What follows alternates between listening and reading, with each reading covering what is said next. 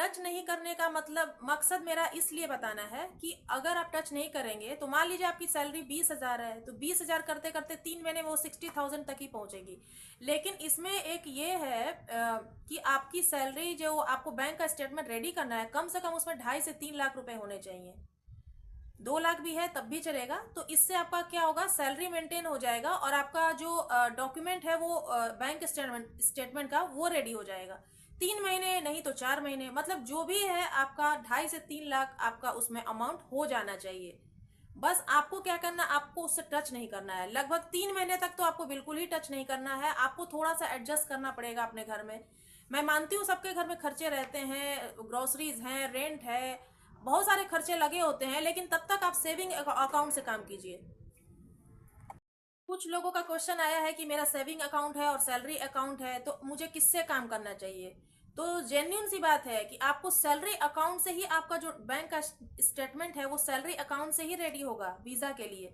तो आपका जो सैलरी अकाउंट है, आपकी अपनी सैलरी जो है वो 3 महीने तक उसमें आने दीजिए। कुछ भी अलग से ट्रांजेक्शन मत कीजिए, कुछ भी अलग से डिपॉजिट मत कीजिए। तो ये जो है आपका बैंक स्टेटमेंट जो है सैलरी वाला, ये मेंटेन रहेगा। और कोशिश कीजिए कि जो आपकी सैलरी है वो तो आती रहे, लेकिन बाहर से आप उसमें कुछ भी डिपॉजिट मत कीजिए 2.5-3 लाख रुपए जमा होने में। ये सब आपको बिल्कुल नहीं करना। अगर 2.5-3 लाख से कम है तो भी चलेगा, क्योंकि अभी तो आप सिंगल आ रहे हैं। तो हो सकता है कि आपका ये बैंक स्टेटमेंट जो 2.5-3 लाख वाला है उससे कम में भी आपका जो है वीजा वो अप्लाई हो जाए। कुछ लोग सोचते हैं कि मेरे अकाउंट में ज़्यादा पैसा नहीं है, अपॉइंटमेंट की डेट जब आती है तो जल्दी जल्दी वो लोग क्या करते हैं कि पैसा अकाउंट में अपने डिपॉजिट करवाने लगते हैं। उनका सोचना भी जायज़ है, क्योंकि उनको वीज़ा चाहिए। तो जो होता है ना कि मतलब दिमाग काम नहीं करता है, तो जल्दीबाजी में क्या करते हैं लोग, अपने अकाउंट में पैसे जो है ट्रांसफ़र करवाने लगते हैं कि कहीं मेरा वीज़ा रिजेक्ट ना हो जाए। तो आपको ये सब गलतियां नहीं करनी है, क्योंकि छोटी छोटी गलतियों से बड़ी बड़ी मिस्टेक्स हो जाती है।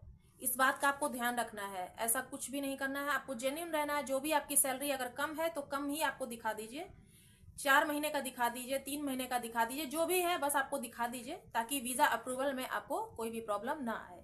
तो इन गलतियों से पूरा सिस्टम भी खराब हो जाएगा और जितनी आपने मेहनत किया वो आपकी मेहनत भी खराब हो जाएगी। तो ये गलती आप बिल्कुल भी मत कीजिए।